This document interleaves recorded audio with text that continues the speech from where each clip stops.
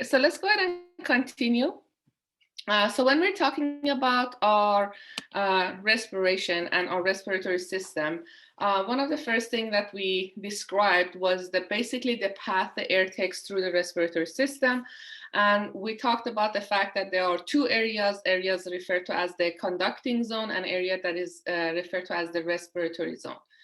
And conducting zone was basically where we are passing the air through the respiratory system. We're not really doing anything other than having a means to transport air into our body. When we talk about respiratory zone, on the other hand, we're thinking about areas where the actual gas exchange is going to take place. Basically getting rid of the carbon dioxide that is in our blood and picking up the oxygen that is being transported into our lung system. Now, the main structures that are involved in the respiratory zone are your respiratory bronchioles, which we kind of learned about last time. These are the smaller branches that are expanding through your lungs and eventually ends in these little pockets of air or little balloons of air called alveoli. Now, alveoli are very interesting. So they are actually, first of all, these little balloons have a very elastic tissue around them, or elastic fibers or proteins around them, which basically means they are literally like balloons. They have the ability to expand, so they stretch basically, and then when there is no air in them, they're gonna recoil and become smaller. Hence, if you kind of think about them inside your lungs, you literally have millions of them. And as they expand, you can see basically your lung expanding. And then as you exhaling and emptying these, the elastic tissues are going to recoil. And that gives you the capacity to basically see your lung space to become smaller. Another cool feature that you can see in your alveoli is the fact that they have what we call macrophages. We have heard of macrophages when we talked about blood. It was a mature form of one of your white blood cells called monocytes. And basically what they do is to make sure that there is no infection in your lung tissue. Again, they're not going to be 100% protection, guys. These are like just the cells that are going to take care of minor problems inside your lung tissue. So if they see, let's say, a single bacteria or a few bacteria here and there, they can take care of it. And it's just another line of defense for your body against a sort of infections. So looking at these images, again, kind of going over what we already took a look, what we have, if you look at your lung tissue, you have that branching that happens inside, part of your bronchial tree. They end up in these air pockets that are referred to as the alveoli. And if you look at the alveoli under the microscope, which is one of the tissues you actually took a look at when you did tissue or histology, that each of these little spaces that you see basically are going to be your alveoli. And if you compare a lung tissue basically that is filled with air versus a lung tissue that does not contain as much air, you can see the size of these alveoli being different. So that's one of the main things that you can distinguish if there is air present or not.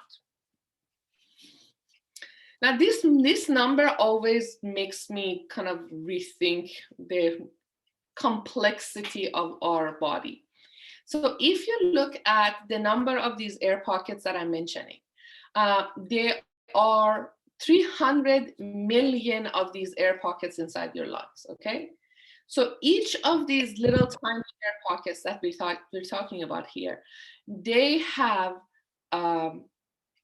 they're basically filled with air whenever they get the chance. And the main reason we have so many of them, guys, is because we want to have a significantly high surface area. You know, the surface area is coming back to us again, right? The whole thing about red blood cells having a higher surface area. We see that in the digestive system and urinary system as well. We want to have large surface areas. And the reason we want to have that large surface area is because it allows us to effectively gas exchange. So basically, the larger the area is, the easier the gas molecules can transport between my blood and my lung tissue. Now, how much surface area we're talking about? Look at the number, guys. It's almost the same, a good sized house, right? 1,500 square feet is the surface area if you open up these 300 million alveoli and put them side to side. So that is an extremely large number if you guys think about it. And they're all stuck inside your two lungs. So that like just literally blows my mind away, guys. I don't know if you guys have the same effect, but kind of imagine like you live in a 1,500 square foot house or a home or apartment, and can think about that is the surface area your lung has to work with to basically gas exchange. Now, the other question that comes up is, what kind of cells do we have within the actual alveoli? So the alveoli, what is it made up of? We already know that they have elastic tissue around them that gives them the capacity to kind of act like balloons. But what is the actual alveoli made up of? And the actual alveoli is made up of two types of cells. Type 1 alveolar cells, which are simple squamous epithelium. And if you guys can kind of quickly type in the chat box, what does that imply? When you hear simple squamous epithelium, what is that imply? While I drink my coffee. Anybody remember? I can't give you an answer, but okay, single layer of flattened cells, correct. So why do you think that is important, guys? Why do I want that? When you think about a single layer and the fact that these cells are flat, why is that shape and single layering so important for us? What does it give us the capacity to do?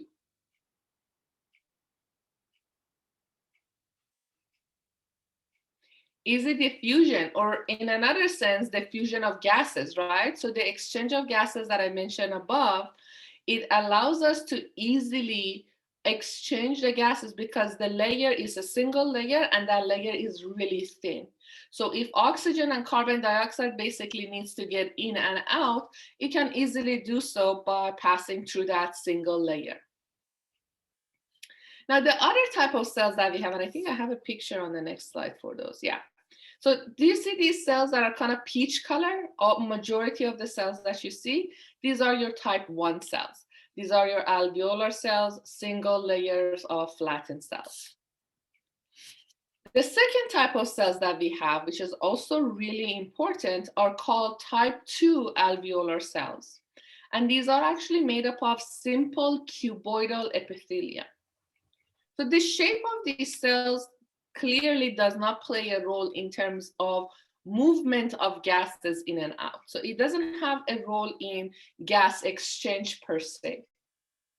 The importance of these cells is that they release something called surfactant, which is kind of like soap, okay? It's like a slimy.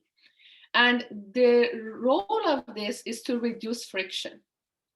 So kind of look at these alveoli, guys. Look how closely they are together. So every time basically your lung tissue is expanding and decreasing in size, these alveoli are being rubbed against each other, right? As they get bigger and they get smaller, they're being rubbed against each other, which means you're going to have a lot of friction. And as always, guys, friction is going to cause tissue damage.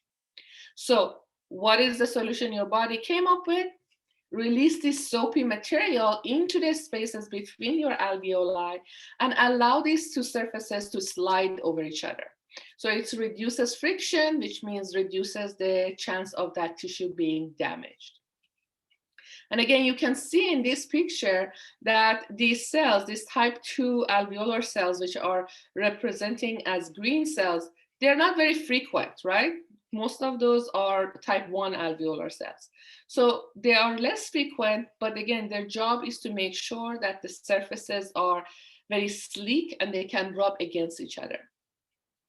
The last thing we already also talked about is the macrophages, which are playing a role in terms of providing protection. So if any dust particles or debris or microbes or viruses get in a very small scale, they can get rid of them so that they cannot cause tissue damage to your lung tissue. Any question about this so far, guys? Any clarification on the concept?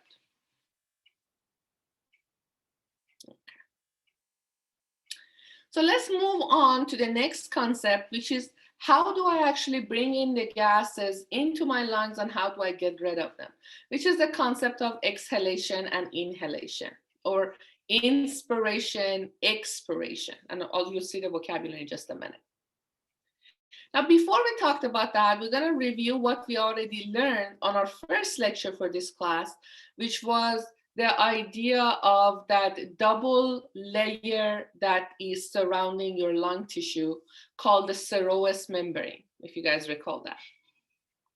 Now, this double membrane, we said the outer layer that is coming into contact with the walls of our structures is referred to as the parietal. And the one that is in direct contact with our organs, in this case your lung, is referred to as visceral. So the double layer membrane we have here, we have the parietal pleura, which is going to be connected to your ribcage. And in your image, you see that as blue color. And then the second layer that you have is the visceral pleura, which is depicted as that pink color. And that's connected to your lungs. So parietal pleura in blue, visceral pleura in red. The other thing that you also need to notice is that there is a light blue color between those two lines, and that is referred to as the pleural cavity. Pleural cavity is literally the space between the two layers, and it is extremely important for keeping your lung expanded. So basically, if there is, pay attention to this, guys. If there is any type of change to the pleural cavity and the pressure and the fluid that is inside the pleural cavity, that can easily lead to what we call a collapsed lung or a pneumothorax. And I'll show you this in just a second. So again, here's another picture. Sorry, let me go back. Here's another picture. Again, the outer lining that you see. Here is your rib.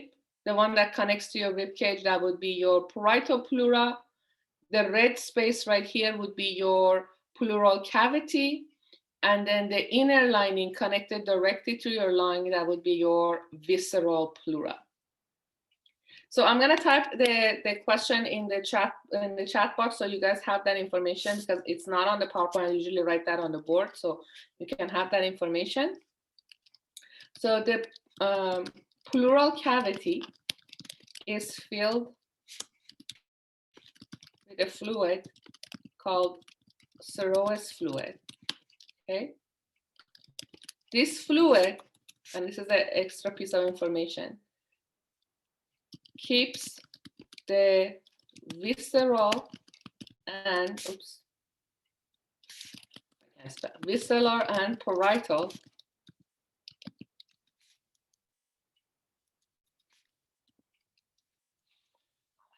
I lost my capacity to type.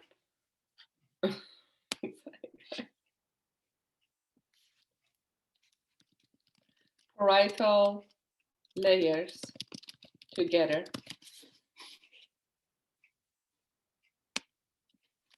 and prevents the lungs from collapsing.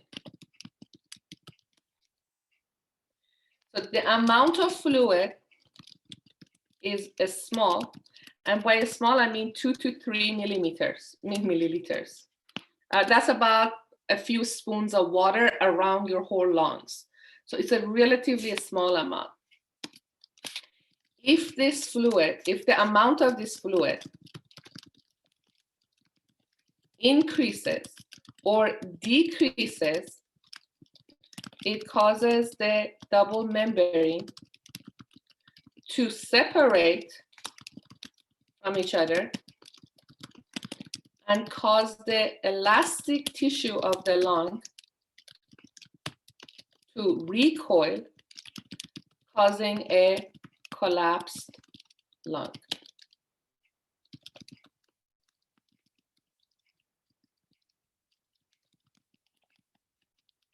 And that's known as pneumothorax.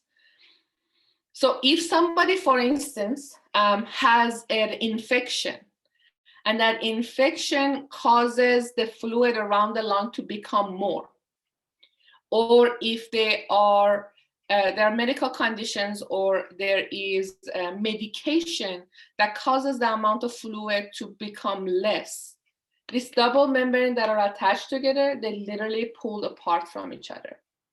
And as a result, lung that has all of that elastic tissue in it is going to recoil inside your thoracic cavity. And that's what we call pneumothorax.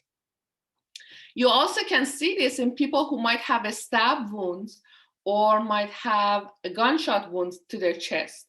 They might also experience a collapsed lung because you're introducing air into a space where it's not supposed to have that air. So that also causes a pneumothorax. Do you think we can easily treat a pneumothorax, guys? In a hospital, do you think it can be easily treated? I only hear one student, 2 students. It is actually can be treated relatively easily, correct? It seems like a lot more complex, but let's say in many cases, if you have a lot of fluid built up around your lungs, what they do is use an ultrasound. They go between your ribs and they put a needle in and they pull that extra fluid out and they release the pressure. If you have, as a result of a gunshot wound or a stabbing or some sort of trauma, ribs may also break this layer. If, like, you know, when you do CPR, that also may cause a collapsed lung, which is surprising. But yes, you can do something called a chest tube, remove that extra air, and that helps the lung to re-expand. So it is relatively easily treatable if you get the person to the hospital and to a setting that they can deal with this.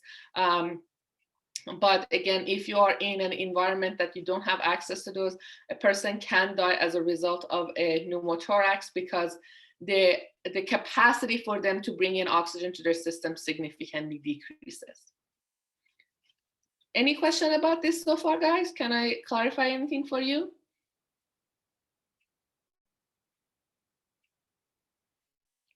I know I allowed not allowed, but I admitted some people into the chat, into the class, and they didn't sign in. So either individually or privately or to everybody, please text your name to me so I have an account of people who are present here today. Thank you.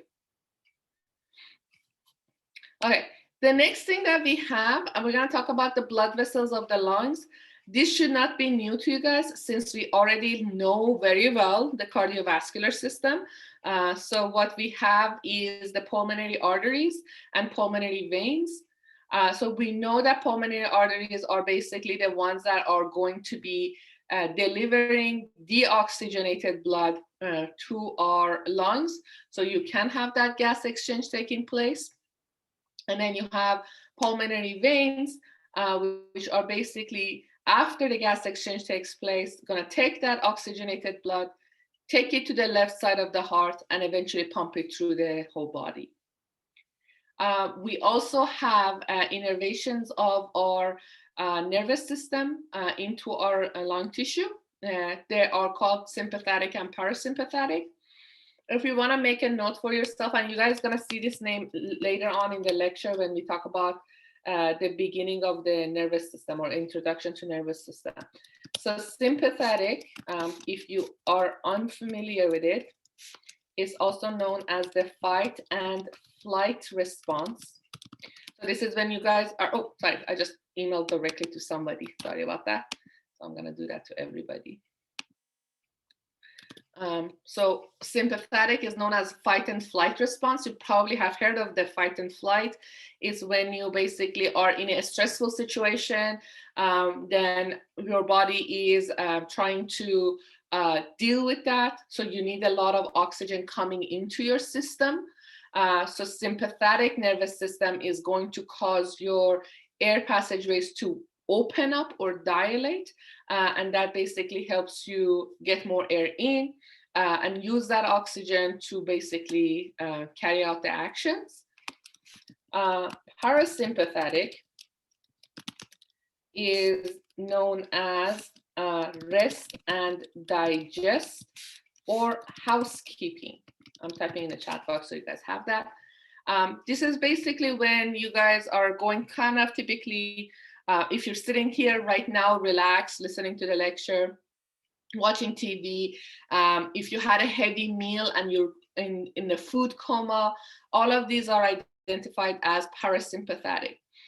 During that time, your body basically doesn't need much oxygen, so it's going to constrict your air passageway. So you're basically making them small because you say, well, I don't necessarily need a lot of oxygen in my system, so I'm not going to put any effort into bringing that oxygen into the system.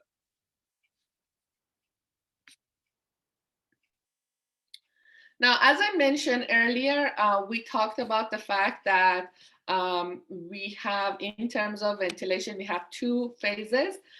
We have what we call inhalation or inspiration, and expiration or exhalation.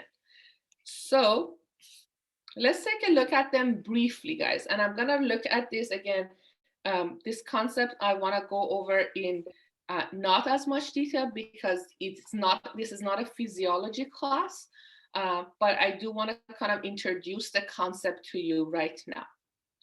So one of the first thing I always talk to my students is the relationship, and I'm typing this in the chat box so you guys can have that, between pressure and volume. So basically what I'm saying is, if I'm expanding my lung volume, making it bigger, how does that affect my pressure? And when my lung gets smaller, how does that affect the pressure? So this relationship between pressure and volume are inverse. Inverse as in one goes up, the other one goes down. So as volume increases, basically as your lungs, and I'm going to put that in parentheses, lungs expand, that causes your pressure to decrease. Okay, and as volume decreases, basically that means your lungs are getting smaller. Not the best way of writing it, but then pressure increases. You guys have that information. So lung gets bigger, pressure goes down inside your lung. Lung gets smaller, then pressure goes up in that. Is this making sense so far, guys? Before we even go into the process of inhalation, exhalation?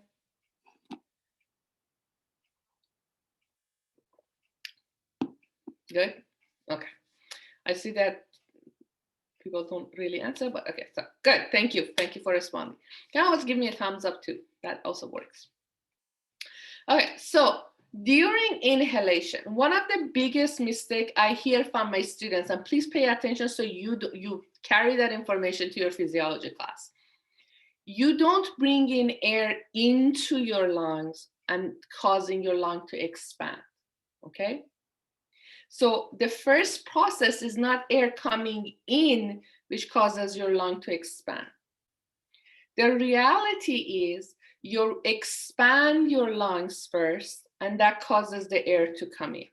And I think that is the largest or the most common misconception I see in inhalation. They say, oh, I went like this, so air came in, that causes my rib cage to open up. No. You opened up your rib cage, which caused the air to move in. So how does that work? So let's take a look, guys. So when we're looking at inhalation or inspiration process, so air coming into your lungs, what you're doing is you're increasing the volume of your thoracic cavity. So how do you accomplish that? So how do you make your thoracic cavity increase in size? You do that through the following means, guys. So there's two things that you do. So one is the action of your diaphragm, And what your diaphragm is, remember that dome-shaped muscle right underneath your lungs? So it's dome-shaped when it's relaxed. When it is during inhalation, this muscle, this diaphragm contracts, the action is contraction, and it's gonna pull downward, which means it's gonna go from the dome shape to a flattened shape.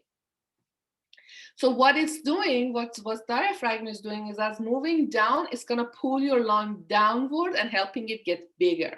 So it's expanding it this way, guys, extending it this way. The second thing that happens is the intercostal muscles. And if you guys are not familiar with this word, intercostal muscles are the muscles between your rib cage. Coastal implies your ribs, inter means between. So intercostal muscles are the muscles between your rib cage. So as these muscles contract, what they're doing is they're pulling your rib cage outward. So during inspiration, your ribs or your rib cage are expanding outward, and your diaphragm is pulling your lungs downward, which means your lungs volume is expanding two ways.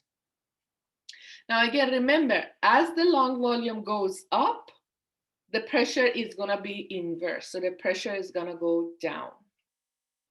So you have air around you, we have, which we call it atmospheric pressure. That doesn't change. That's never changed. Like if you breathe in or out, that's not gonna affect the atmosphere because it's so much more. So at the beginning of your inhalation, pay attention to this, guys, this is really important. At the beginning of your inhalation, the pressure that's inside your lungs and around you, your atmospheric pressure, is the same. Okay, so when you're neither inhaling nor exhaling, the atmospheric pressure and the pressure inside your lung is the same number. When I use my diaphragm and the intercostal muscles, as the volume of my lung goes up, the pressure inside my lung goes down. So now the lung pressure is less than my atmospheric pressure. What is pressure wants to do? It always wants to go from high to low, kind of like the concept of diffusion. So air is gonna rush into my lungs. When does this process end? It ends when the pressure inside my lungs become equal to the pressure outside my lungs. So I'm gonna type this for you guys in a stepwise. We're not gonna look at the actual numbers. Again, that's more physiology, but I wanna kind of expand on what I have on the slide for you. So I'm gonna type it in the chat box. And again, if you guys have questions, please type them in the chat box so I can answer them and clarify the questions for you. So during inhalation, I'm gonna write it in little pieces so you guys can type it or you can copy it or whatever that you need to do. So during inhalation, at the start of inhalation, I should say, ignore that one. At the start of inhalation, the atmospheric pressure, and for pressure, I'm just gonna write it as capital P, is equal to your lung pressure. Now, as soon as diaphragm contracts and your intercostal muscles contract, then the lung volume increases and lung pressure decreases, right? So air moves from higher pressure, which is your atmosphere, into your lungs, which is, into lower pressure, which are your lungs. And again, the process of inhalation ends when lung pressure become equal to your atmospheric pressure. So you start with the same number basically for your pressure. Then your volume of the lung goes up, which means your pressure goes down. And what is your ultimate goal? Return the pressure back to the same number. So air comes in. As the air comes in, pressure gets built up until it reaches the same as your atmospheric pressure. And then remember, guys, you breathing air in or out has no effect on your atmosphere. Your atmosphere, the only thing that changes your atmospheric pressure is what, guys? Anybody knows? What affects your atmospheric pressure to either go down or up? Any suggestion?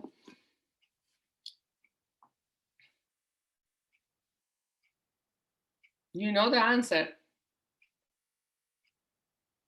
Okay, so atmospheric pressure is the air around the lungs. That is true. My question is, what causes the pressure, your atmospheric pressure, to change? So lung pressure changes because I expand the lung and then decrease the size of the lung, right? The volume of the lung. So Michelle is saying change in environment. What do you mean by change in environment?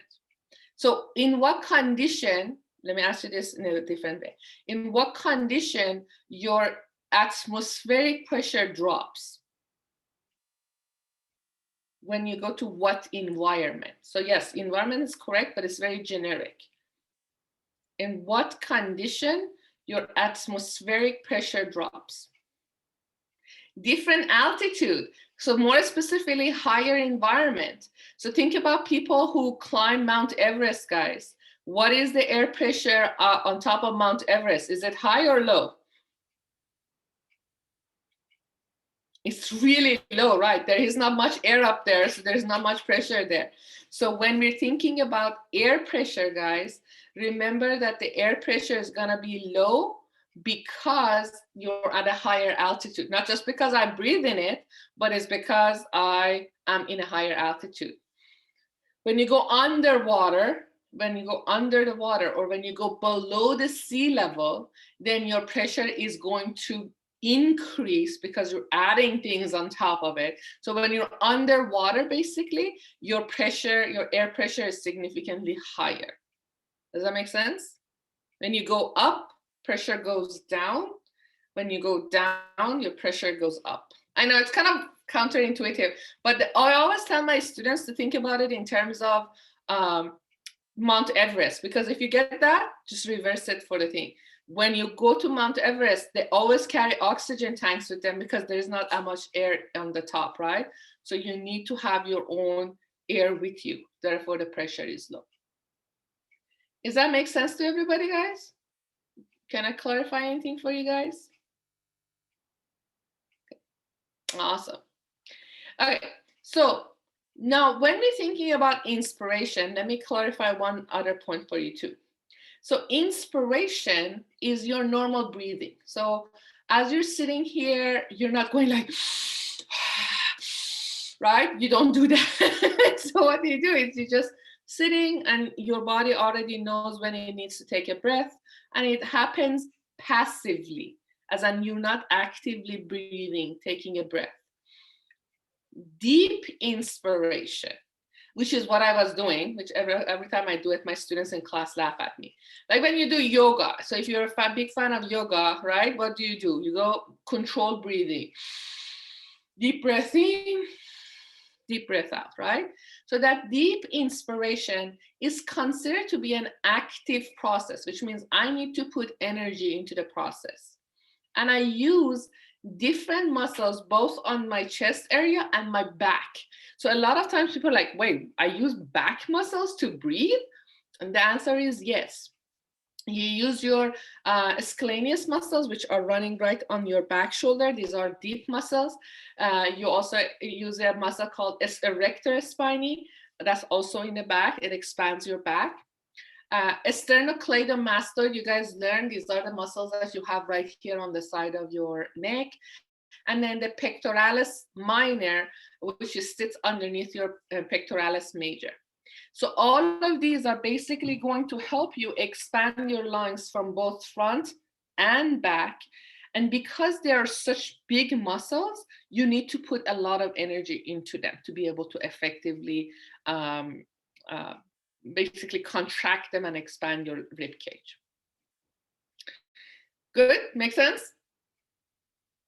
I get so excited when I talk about these things because they're such cool concepts. Sorry, I'm like total nerd, geek, whatever you want to call it. Okay, so what's the opposite of inspiration or inhalation? That is called expiration.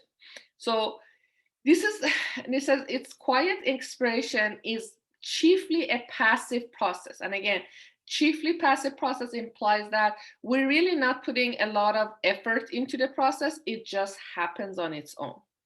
So what I tell my students is, if you got the inspiration down, what I wrote on the chat box, if you got that one down, then just literally reverse everything for your expiration. And I'm going to type it so everybody has that answer. But again, just kind of understand one and then reverse it for the other one. So at the start of exhalation, okay, the atmospheric pressure is the same as lung pressure. Now, again, diaphragm contracted, so now I'm going to relax it during this process. So as exhalation starts, diaphragm relaxes and goes back to dome shape, causing the lung to get smaller. Also, the intercostal muscles relax and move the rib cage inward, right? Both these actions cause the lung volume to decrease and lung pressure to increase. So you started with the same pressure as the atmosphere, but now my pressure inside the lungs is going to be higher. So air moves from higher pressure, higher pressure, which in this case are going to be my lung, to the lower pressure, which is my atmosphere, until I reach the same pressure. So your goal, again, for pressure is always to have the same as your atmospheric pressure. If you're going above it, you're going to push the air out. If you go below it, you're going to bring the air in. I apologize for any misspelling. I see like I misspelled atmosphere, but I didn't catch that until I clicked OK. Now, again, kind of similar to what we were talking about, deep exhalation and deep inhalation. What we call forced expiration, basically when I do this, right? Forced expiration. I'm trying to get as much air out of my lungs. That is an active process because I'm literally gonna squeeze the muscles around my rib cage to push air out. During this process, the muscles that I'm using are the oblique muscles and the transverse abdominal muscles. So I'm actually gonna use my belly muscles, and as the belly muscles contract, it pushes underneath my lung and literally pushes air out of my lung, which is also pretty darn cool. I'm gonna give you a cool fact, guys. Whenever, and I hope you experience it minimally in your life, but you know, God forbid if you have had you have COVID, or you're gonna get COVID or whatever, or you had severe flu, when you had really rough coughs for a long period of time, what part of your body hurts other than your lungs? So if you have like severe coughs for a long period of times, What part of your body hurts? Your belly, you're correct. So look, what are these muscles located? The oblique muscles and transverse abdominis are in your belly. So literally, when you cough a lot, what you're doing is actually you're doing what? Forced expiration over and over and over again. So these muscles get a workout basically, and they get really tensed up after as a result of that. Is this making sense, guys? Any question about this? Hopefully things are clicking for you guys and you are awake. That's the second part. Maybe I should just ask, are you guys awake and does this make sense? And hopefully the answers for both of them are yes. Thank you, guys. And I'm hoping that yes applies to both questions. Okay, so here's a picture, guys, for your expiration and inhalation process. Right here, again, you can see the different size of the lung when you are exhaling versus inhaling. So you can see that lung is literally get pulled downward versus upward during inhalation and expiration. It's really difficult. I don't know if I have, okay, I have it in this picture. See this, the size of the rib cage during inspiration versus during exhalation, right? So when you're using your intercostal muscles, rib cage expanding, opening up your lungs, versus when you're exhaling, these muscles are going to kind of squeeze the lungs and push the air out. And again, here's another picture of how that rib cage opens up versus how that rib cage is closed.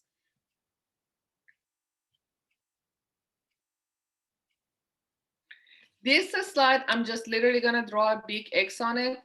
This was originally from my physiology class, and I go into a little bit more detail for you guys, but we can exclude that for your class. There's a lot of things that are just beyond the scope of this class for an anatomy class. So you can literally skip this slide completely. So one of the last concepts, and after we finish the respiratory system, we'll take our break and then continue with our next lecture afterward, because we're going to switch gears completely. So let's take a few minutes and look at some of the medical conditions that we have associated with your respiratory system. And I didn't update this to include COVID, unfortunately, but of course, COVID has become a big part of our lives this past year and a half or so. I do want to make a notation for you guys that please understand that COVID is not only a respiratory issue, even though a lot of people just connect it to the lungs, but it's actually a cardiorespiratory system problem, that it affects your heart as much as it affects your lungs. So a lot of people actually develop problems related to the heart and the cardiovascular system and the vessels of the heart rather than just simply the lung tissue. Even though there is significant scarring of the lung tissue, it does affect the transport of oxygen and the gas exchange and the cardiovascular system as much as it affects the respiratory system. So do keep that in mind, please. Okay. So let's talk about some of the common terminology which was familiar to us before COVID, and that's bronchitis and pneumonia. Usually you don't see bronchitis and pneumonia in the young population as much, especially pneumonia. Pneumonia would affect a lot of the elderly. They actually have vaccination against them, and if you guys kind of look back at the numbers, before COVID, pneumonia was one of the main reasons a lot of elderly would lose their lives during the fall, the flu season, or fall and winter, if they didn't get their shots. So Acute bronchitis, so let's start with that. This is inflammation of what we identified as your primary and secondary bronchi. So the main bronchi that basically bring in air into your lungs have significant inflammation as a result of a viral infection. Really common symptoms of viral infection is inflammation. That's one of the best ways your body deals with viral infection. But again, these inflammation cause a significant change in your ability to bring in oxygen into your system. Now, the problem is that, let me ask you guys this question. If you have a viral infection and you go to the doctor and the doctor says you have a viral infection, what do they usually tell you to do in terms of treatment?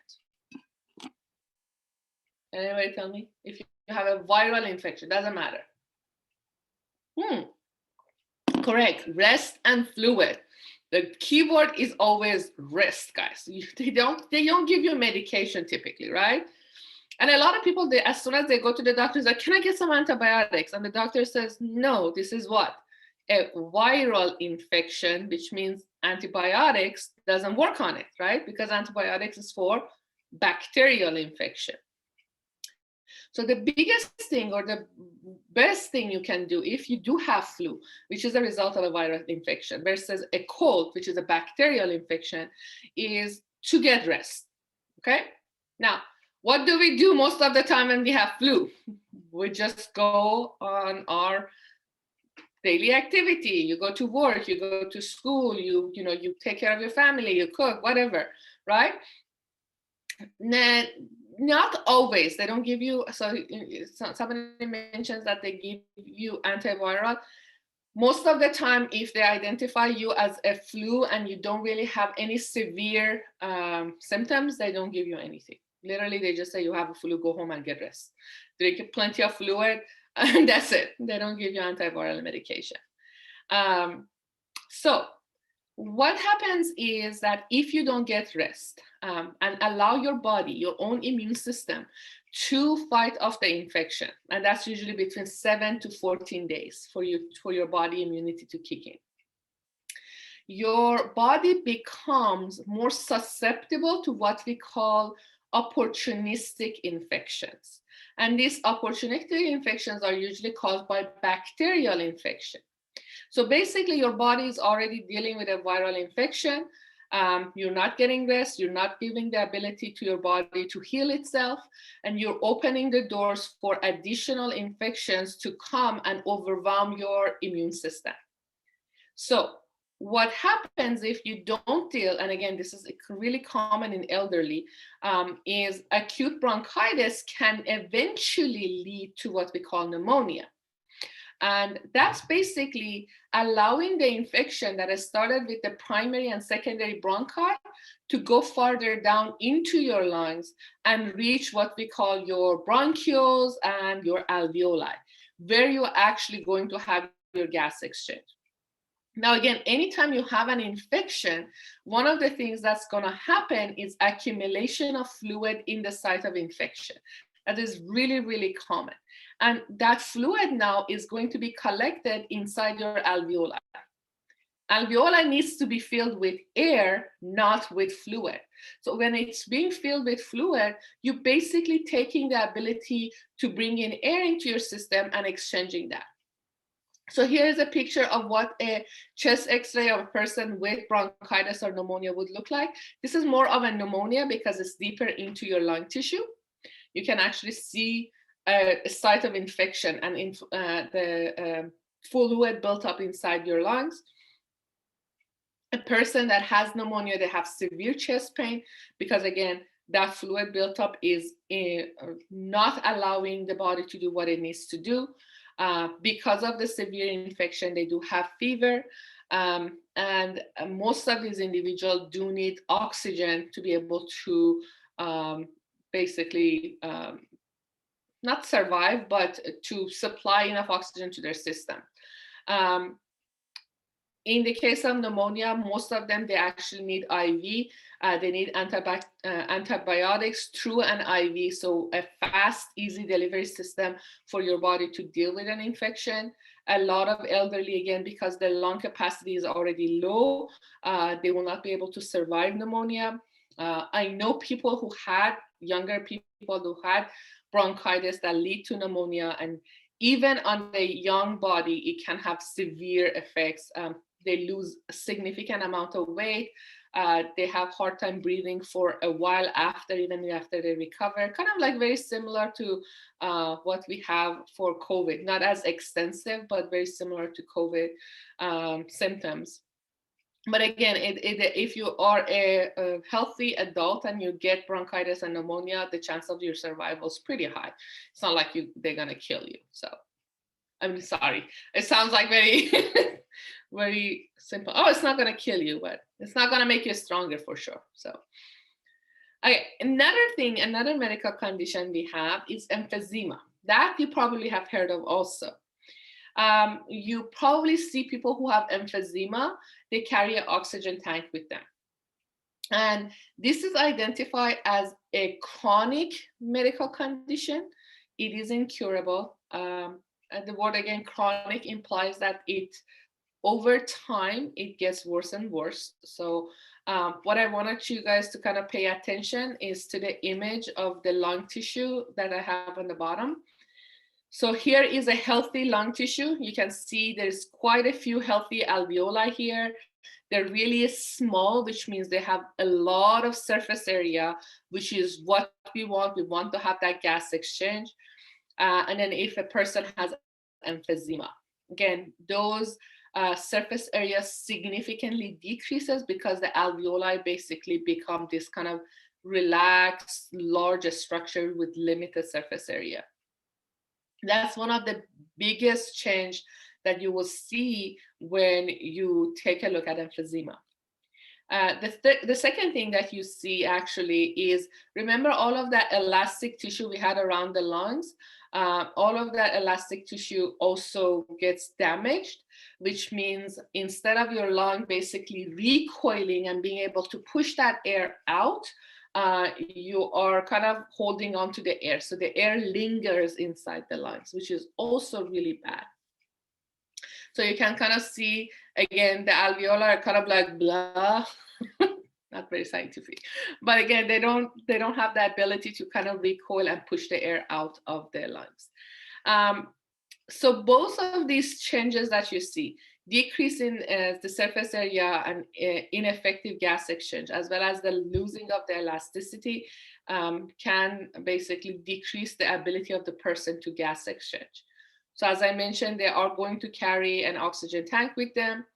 The best way to treat an individual with emphysema is to get a lung transplant.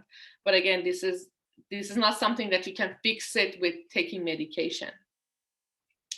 Really, really bad thing about emphysema, and again, this is what you guys hopefully go into a lot more detail in physiology, is that these individuals have to learn how to breathe, which sounds really weird. But basically what it means is they lose the ability for your brain to tell them when you need to take a breath. So they need to remember that when they have that oxygen on them, that I need to take a breath. I need to take a breath. I need to take a breath. Otherwise, their CO2 basically builds up and your body will not be able to distinguish that you need to take a breath. So that's a really big thing. And one thing that I didn't mention here, it's not on the PowerPoint, what actually causes emphysema, and I think I might have it on a slide after. No, I don't have it, sorry.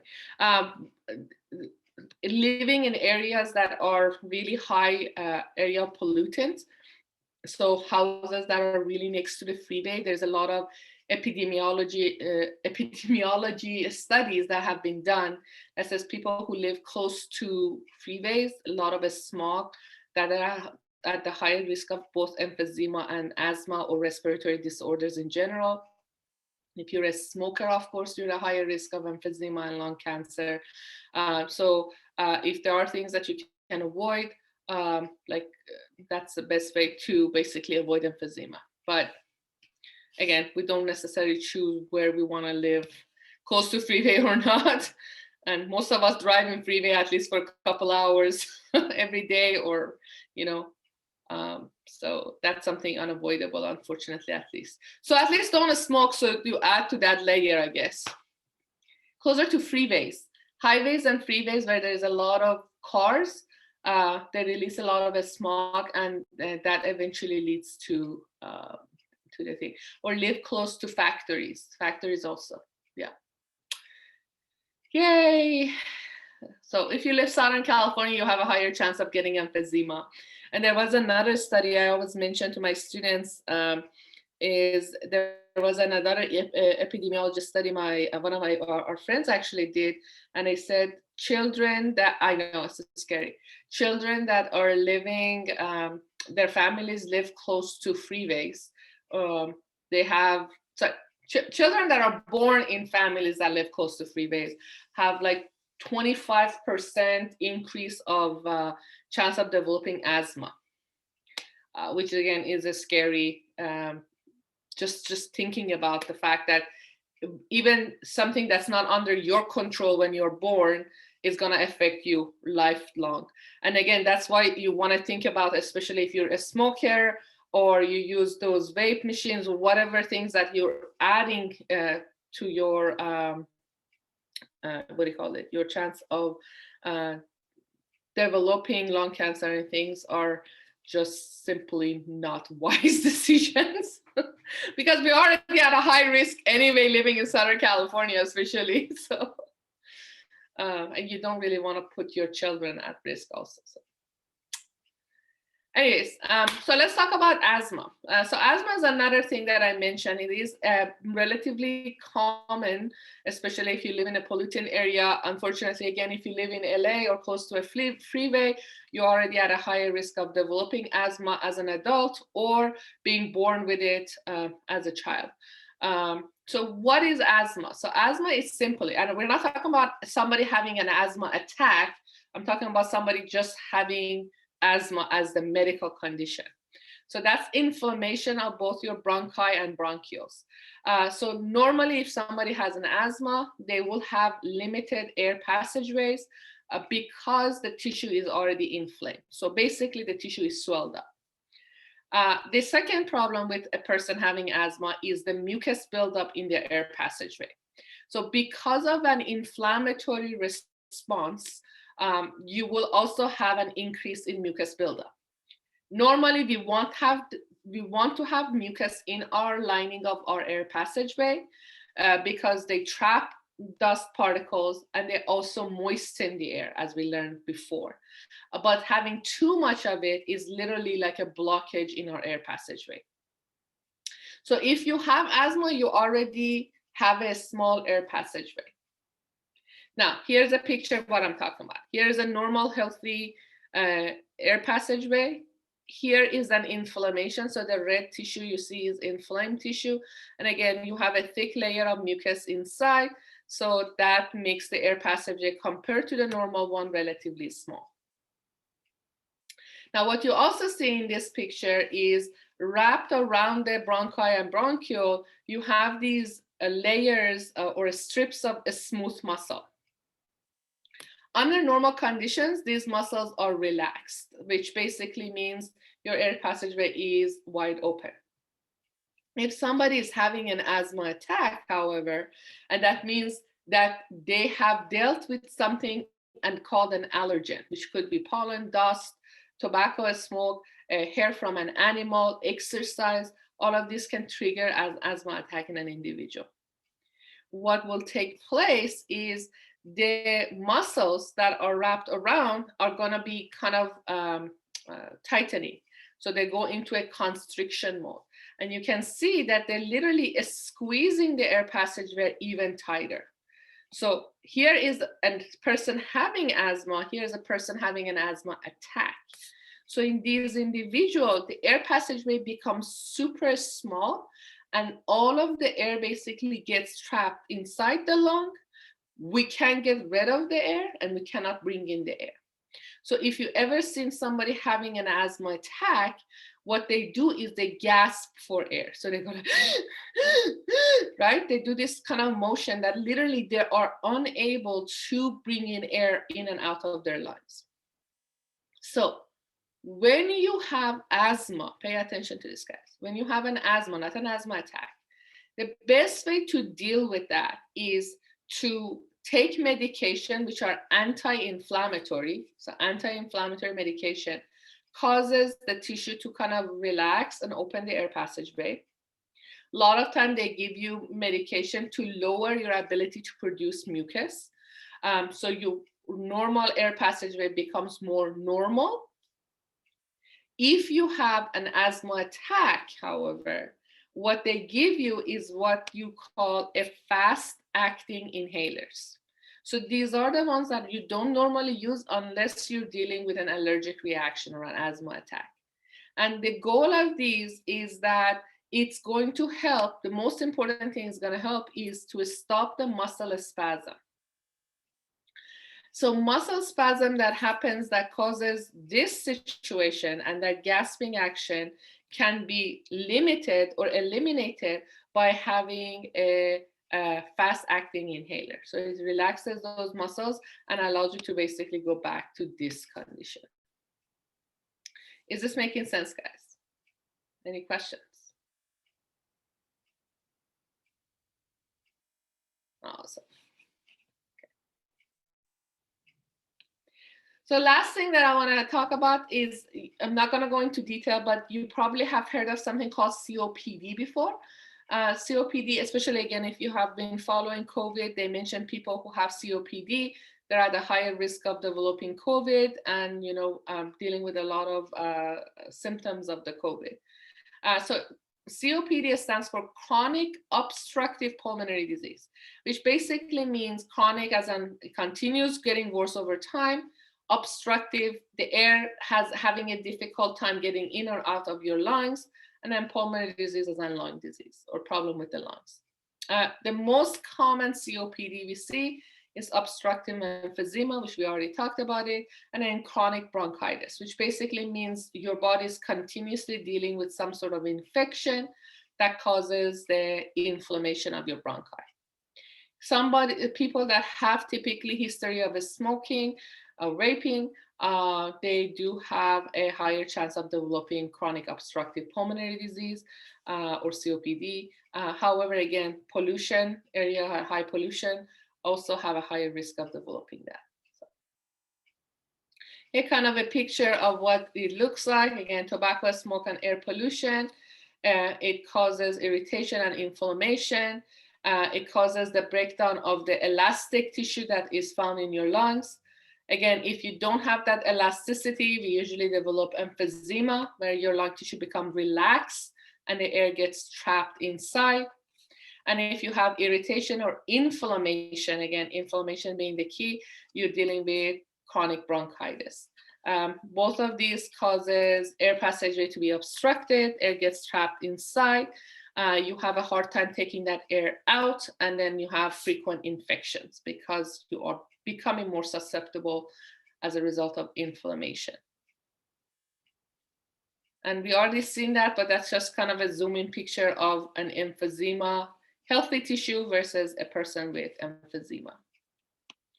So take this seriously, guys. It is important to remember to protect yourself because our environment is already kind of put us at a higher risk. So don't add to that. Last thing I want to talk about is cystic fibrosis. Cystic fibrosis is a medical condition that is inherited, as in it's going to get passed on from family generation to generation. So you won't be basically born with it unless you have the history in your family. It is a condition where you have glands that are inside your lung tissue or their function is disrupted. And as a result, you produce and overproduce a very viscous mucus inside the lung tissue. And this basically prevents the air to basically effectively get into your lungs and for an effective gas exchange. cystic fibrosis patients don't live a long life and a healthy life, of course. If you have ever seen a person with cystic fibrosis, especially when they're kids, it's really like painful. But basically the parents or the doctors or the nurses have to put them on their bellies and then hit them really hard on their back. And that causes the mucus to be dislodged from their lungs, and basically they spit those out. There are medication nowadays they take to decrease the mucus buildup, but usually these individuals don't live a full healthy life because that process basically gets worse and they cannot get enough air into their lungs after a while. And there's a lot of side effects as well on top of that. And I think that's it. Is there any question, guys, you guys have for the respiratory system in general? I'm going to pause. Okay, so the picture I have here for you guys, if you take a look, these are basically an image of the neurons that are found in our nervous system. So we got a chance to take a look at the structure of a neuron or a nerve cell when we were discussing the skeletal system. So basically right now, we're gonna go and focus more on the actual neuron portion and the role of them in the nervous system, and also looking at what we call supporting cells or neuroglia to kind of review what their function is going to be in terms of our nervous system and making sure that your neurons are functioning properly. So when we're looking at the nervous system as a whole in terms of functions, one of the first things you need to understand is that it has three parts or three segments. And these three segments have overlapping functions. So it's not like one does its own thing and the other one does its own thing. They have to work together to basically make your body function. And these three are sensory input, integration, and motor output. So sensory input is basically all of your common senses, like your hearing, your vision, your sense of taste, smell, touch. Internal senses, basically things that helps you measure pain, stretching or overstretching, basically responding to and collecting data from all over your body, from external environment and internal environment, so outside and inside. Now, sensory input, all it does, it collects data. It doesn't really do anything with that data. All it's doing is collecting data. So that's the first function of your nervous system. The second function is integration. The word integration implying that you basically use the collected data to figure out what that data actually means. And then after that, you're basically going to make a decision. So integration, if you want to make a note for yourself, is basically done by what we call your central nervous system. And that's your brain and your spinal cord. Mostly your brain, though. Now, when your brain makes a decision, it itself doesn't go ahead and do the work. It's like a CEO of a company. When it makes a decision, the CEO is not going to do the work. What it's going to do is take that message or memo or email and send it to its workers. So the workers are going to do the actual job. So the workers in our scenario, in our body, are going to be what we call a motor output. So if you think about motor, it's the action, right? What we're going to do. So motor output, it basically dictates a response. What are we going to do? So the target of your motor output, what we call motor output, can be your glands, like your thyroid gland, your suprarenal gland, your thymus gland, your pituitary gland, etc. It could be your muscles, so like your skeletal muscles, your heart muscles, or your smooth muscles, or your organs like your kidneys, your liver, your stomach, etc. So your nervous system can target different parts of your body to create a response and basically make sure that everything is running as smoothly and your body is working as a whole. So take a look at this picture right here. This is again that functional division we have mentioned. You have the sensory input that is depicted in blue, collecting data from the environment. And again, that environment is both what's happening inside your body, what's happening outside your body. The gray portion, which is integration, making sense of that data. And then lastly, when that decision is made, then you're going to send a motor output, in this case, to your skeletal muscle that basically allows you to lift up the glass and drink your water. So when you're looking at this, guys, this is a really common exam question. Identifying the three functional division against sensory, integration, and motor output. You'll see this picture again when we're talking about classification of neurons based on their function. So you can see neurons that are called sensory neurons, neurons that are called interneurons, and neurons that are called motor neurons. So keep that in mind. It's not only the functional division, we'll see them some in other sense as well. Now, when we're talking about anatomical division of your nervous system. So nervous system, again, is anything that has to do with collection of data, integration of data, and motor output. So there's two main branches of your nervous system, what we call central nervous system, which I already mentioned to you, and that is your brain and a spinal cord. And within the three functions that I've listed previously, sensory, integration, and motor, central nervous system is going to be responsible for our integration and the control center. So it does the middle job, basically.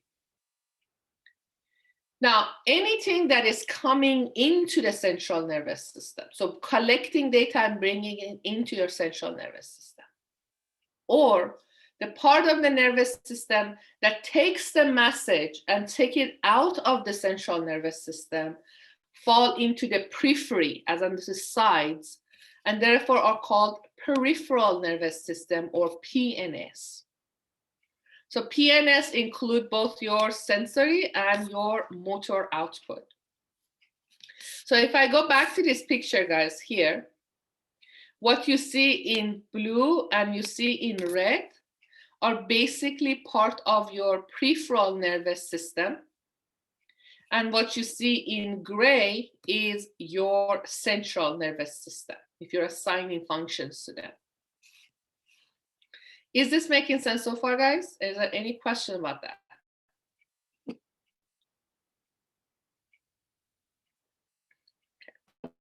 I don't see anything. So again, if I'm going too fast, guys, or you have a question, please type it. Don't be shy.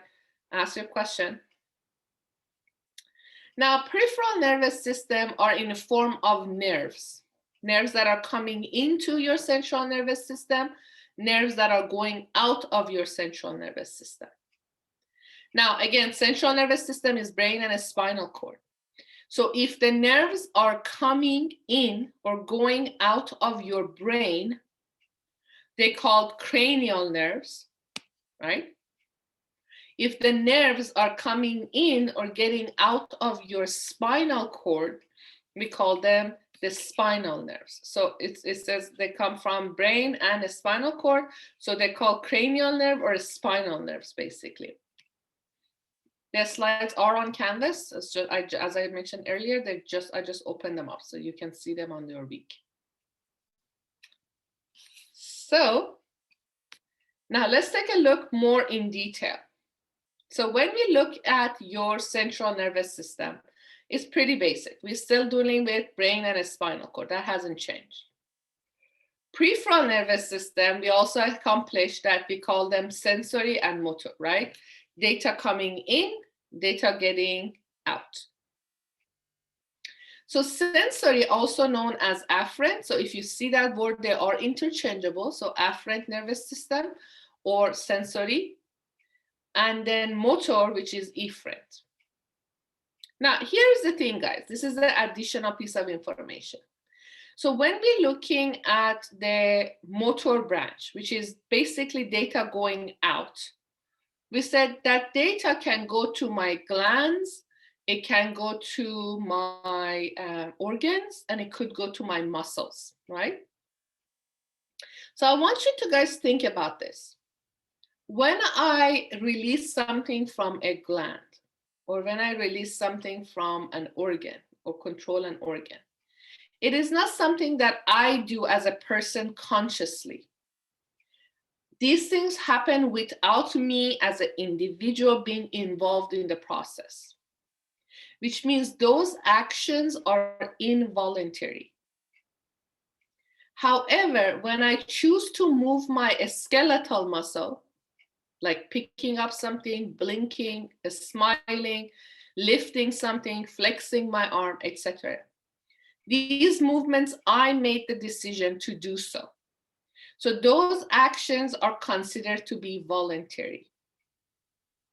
So when I'm looking at my motor output, what's going out, what's controlling my body, I'm going to branch it to two branches, what we call voluntary motor or somatic nervous system, and then what is considered involuntary or autonomic. Autonomic as in self-control. I have no control over it. The body is doing its own thing. The only thing that is under my control, which is under the somatic nervous system, is my skeletal muscle. I can only control my skeletal muscle, guys. There's nothing else I can control. Autonomic nervous system, anything that's not under my control, again, involuntary, include my cardiac and a smooth muscle, your glands and slash organs. So again, kind of think about it. I, as an individual, cannot tell my heart how many times to beat. I, as an individual, cannot tell when my stomach needs to move to digest my food. I, as an individual, cannot tell my intestines what type of movements to have. That's going to give me diarrhea or constipation. I can't make those decisions, right? I cannot tell my glands when to secrete a hormone. So all of the things that are not under my control, which is basically everything with the exception of my skeletal muscle, fall under autonomic nervous system. So autonomic nervous system, which are things that are basically controlling or are under involuntary control, can be two branches, which I mentioned on our previous PowerPoint, respiratory system. They can be branched to what we call creation of fight or flight response or sympathetic division, or what we call the parasympathetic division, which is housekeeping, rest and digest, energy conservation. So again, please note for yourself, this is already discussed, so I'm not going to retype it. Sympathetic division, when you hear that, another name for it is fight or flight. So that's when you are dealing with a stressful situation, when you're dealing with some sort of trauma, butterflies in his stomach type thing, car turning in front of you, almost getting hit by a car, waiting to hear exciting news, etc. So those are your sympathetic divisions getting activated. Parasympathetic division, which is known again as rest or digest or housekeeping. They're the ones that when you're like relaxed on a day-to-day activity, when you are in a food coma, they all are your parasympathetic division. Neither of these systems, sympathetic and parasympathetic, is something we control, guys. It is something under autonomic nervous system, which is an involuntary control. I know. Yeah. That is very true, Brenda. It always amazes me that everything happens in our body without us knowing about it. But as soon as something goes out of whack, we immediately find out how unaware we were of things happening. Like when we're talking about asthma attack, right? We don't think about breathing, right? You just sit there and you just breathe, right? or when you think about your heart rate, you don't actively think about, oh, how many times my heart beat. But when your heartbeat slows down, or when your heartbeat goes up, right, you feel like your chest is ready to explode, right? Like when you have tachycardia or bradycardia, you feel tired, you may pass out, right? So autonomic nervous system is extremely important in terms of basically making sure your internal structures are running smoothly without your interference. Can you imagine, like, you have to actively think about, I need to take a breath, I need to take a breath, I need to take a breath, I need my heart to beat, I need my heart to beat. Like, it's just amazing. We don't have to control those anymore. Like, we don't, well, never. We didn't have to control them ever. So here's another branch, or another image that depicts the same branching. So we have the central nervous system, brain and spinal cord. Peripheral nervous system, which is broken down to sensory and motor. Motor, which is sympathetic and autonomic, sorry, not sympathetic, somatic and autonomic is sympathetic and parasympathetic. So now that we have an idea about the branching of our nervous system, we want to take a look at what is this nervous system at the cellular level is made up of. So what are the cells that make our nervous system? And that is going to be, majority of our nervous system is made up of the cells called neurons. Now, this should not be new to you. We already described this in detail previously, but we're going to go over it again to kind of refresh. And if again, it is new, it's a good way for you guys to learn more about it. So when we take a look at a nerve cell or a neuron, there are three main parts to them. What we call as these little tiny branches that are extending off, called dendrites. Simply put, they are identified as the receptive regions of your neuron. You have this portion, which is kind of this central blob with all of your nucleus and all of your organelles, called the cell body or soma. I have it in the next slide so you can see that. And a single long extension called the axon, which is basically going to be the region that takes away the electrical impulses away from the cell body. So if you're looking at the direction of the electrical impulse, which is created by your nerve cell, the direction is always in one direction, from dendrites to the cell body to the axon. At the end of your axon, this is not a separate structure, but at the end of the axon, if you guys recall, we have these structures or extensions called axon terminals. And axon terminals are basically where you store neurotransmitters.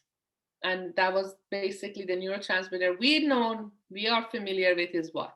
The one that we talked about for muscles. Anybody remember? The main neurotransmitter for muscles, what was it called? 3 letters. ACH, correct. So ACH is the main, or acetylcholine, if you want to look at the full name. That was the main neurotransmitter that was stored in the neurons for the skeletal muscle cell. Now, let's take a look at a little bit more detail for these structures. So again, cell body or soma is where you have all of the organelles and as well as your nucleus. This is what we call a focal point for the growth of what we identify as a neuron. So when we look at a neuron in an embryo, all you will see originally is just a blob, which is the cell body. And eventually, as this blob starts to expand, then you're going to see the extension of what we call dendrite and the axon terminal. So, but originally, all you have is your cell body. Majority of the cell bodies that we have are located in the central nervous system, and their extensions goes to the peripheral nervous system. So basically, the dendrites, not the dendrites, sorry, the axon terminal, the axons of the neurons are typically located within the peripheral nervous system. Now, we already know that there are two types of extensions, the dendrites and the axons. Briefly going over the functions again, dendrites are the branching that are coming off of the cell body. In some of them, not all of them, they do contain organelles, but most of the organelles are still going to be inside the cell body. So organelles, cytoplasm, and nucleus are all associated with the cell body. They're considered the receptive site, so basically they receive the electrical impulses, and they take that electrical signal or impulse and send it toward the cell body. And this is the direction I was mentioning earlier, right? Cell body, sorry, dendrite, cell body, and then axon terminal. It's unidirectional, guys. Get that now, because you will go into a lot more detail when we talk about the nervous system and physiology, and this whole concept of unidirectional becomes really important. Axon terminal. Axon terminal is just literally a tube, a long tube with minimal structures. What it does, it basically doesn't have any organelles. All it does is it has what we call cytoskeleton, if you guys remember. And the goal is to take components that your cell body makes and take them to the axon terminal.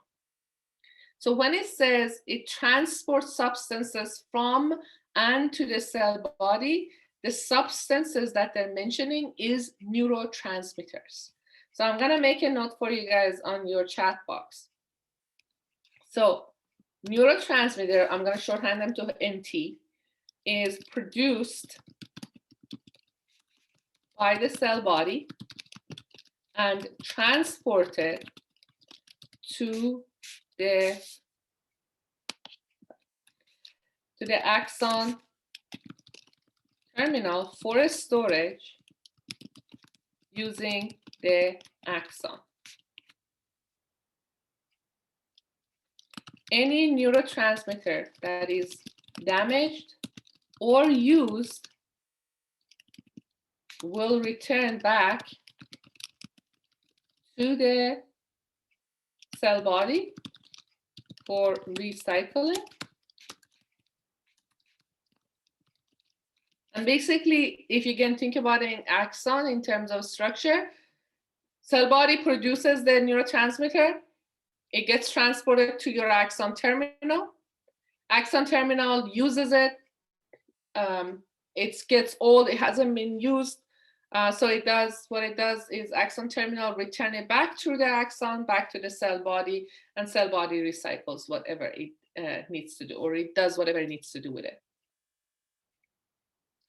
Now, because the axon length is really long, these axons, in many cases, we don't call them nerve cells per se, we call them nerve fiber. So the length of the length of the axon causes us to call them nerve fibers instead of just nerve cells. Although nerve cell is not incorrect, so if you call it nerve cell, you still get full points for it. Last thing that I want to mention is an area of the axon called the Axon Highlight. It is the region that marks the beginning of the axon.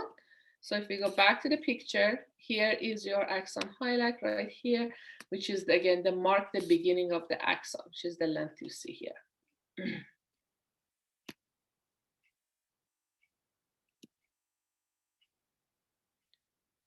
Now, another thing we want to talk about is we understand that the nervous system is basically mostly made up of neurons. And if I want to have an effective nervous system, which is basically communication from sensory to the integration to the motor, being able to make decision, overlapping the functions of these three parts, anything that associates with the nervous system and it's being able to control our body implies that the neurons need to be working with each other. And these neurons need to have a very effective means of communicating with each other. So the communication that happens from one neuron to another is basically electrical impulses that gets passed from one neuron to another. Hence, if a person gets shocked, their electrical impulses associated with nervous system is going to be significantly affected.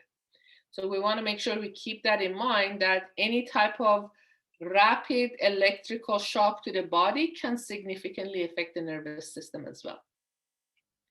Now, the area, this should sound familiar to you guys, the area where one neuron is going to communicate with its neighboring neuron is called the synapse. Now, again, looking at the image we have here, here is the axon terminal, so axon of one neuron. This bulging that you see is your axon terminal. And these little vesicles or pockets with the little green dots inside of them would be the vesicles that are carrying your neurotransmitters, right? Please do note that in this case, we have number of categories of neurotransmitters, so we're not limited to ACH as our neurotransmitter. Really common neurotransmitter, you may have heard of it, is dopamine, epinephrine, endorphin, things like that are the really common one that might pop into your head when you hear the word neurotransmitter. As far as you remember that the neurotransmitters, regardless of their name, are stored inside your axon terminals, and these axon terminals release the neurotransmitter into this space between the two neurons called the synaptic cleft, which should sound very similar to what we talked about for skeletal muscle. And they create, these neurotransmitters are essential for creation of the electrical impulse, and again, communication between your neurons. So let's take a look at some other vocabulary here. When I talk about neuron to neuron communication, we say this is a synapse. So the picture that I'm showing you here is a synapse, area where a neuron communicates with another neuron. Now, the neuron that is sitting on the top, right?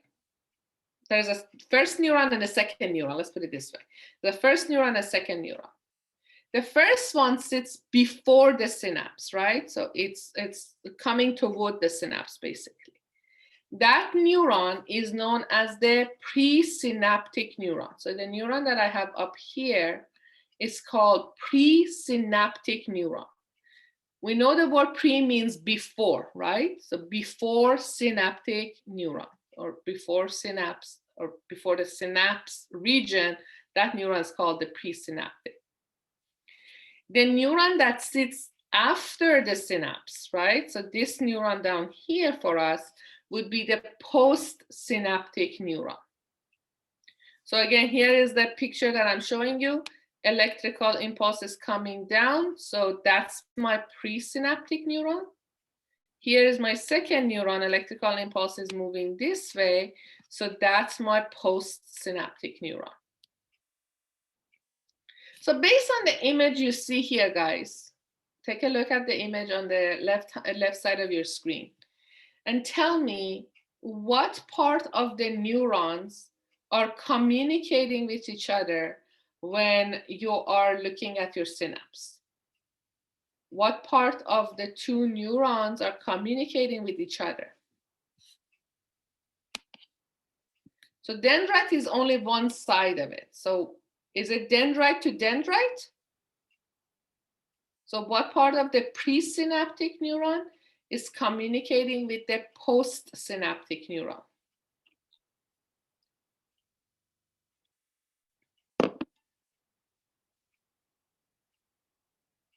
Okay, is it dendrite to axon terminal?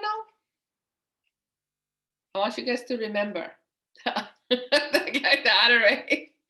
So correct. So when we're looking at, when we are looking at your communication within the synapse, it's axon terminal. So axon or axon terminal of the first neuron is communicating with the dendrite of a second neuron, correct? Yeah, we got it.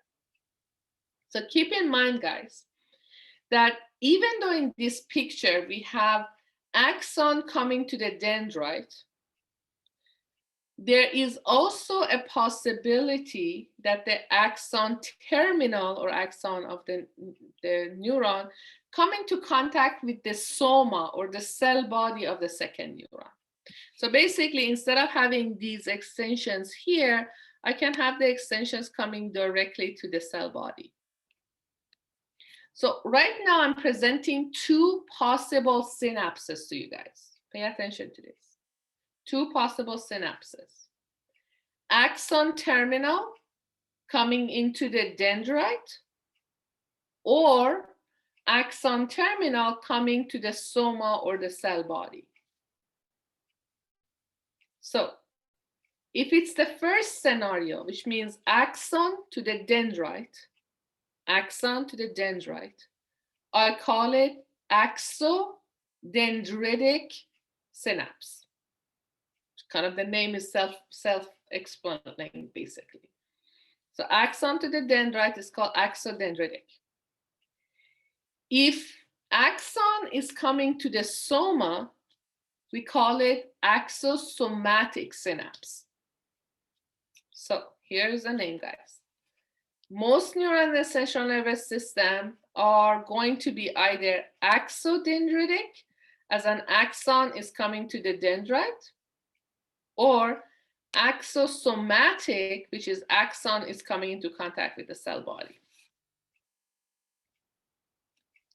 We already talked about pre and postsynaptic, so that is already described.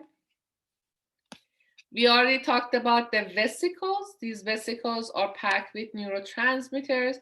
And again, examples of your neurotransmitter would be dopamine, epinephrine, endorphin. These are, oh, sorry, again, I messaged, sorry, Jessica. I messaged you directly. So these are examples of common neurotransmitters you may see. And again, synaptic cleft, as we saw in the previous image, is this space right here when the neurotransmitter gets released. Sorry, I just noticed dopamine has an E at the end.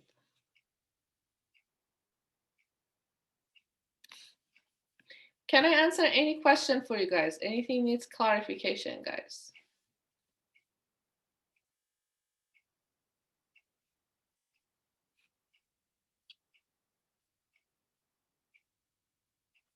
No, it is good. Hopefully awake. Okay. So let's continue. So here is the same picture, same concept that we described. We have the yellow in the image as your presynaptic neuron, and then the one on the bottom, you have your postsynaptic neuron. Here they're depicting the little triangles depicting your neurotransmitters that binds to receptors on the postsynaptic neuron, and that basically passes the electrical impulse. And then when you want to finish that electrical impulse, or you want to block it, you have scenarios where you have basically medication or drugs that prevents this from taking place. I usually just go into a little bit more detail if you were in a physiology class, but since it is there, I'm just going to mention it to you briefly. The image that I have on the bottom is depicting neurotransmitter dopamine. And then how does cocaine affect that? So dopamine, I don't know if you guys have heard of it. It's called a feel-good neurotransmitter.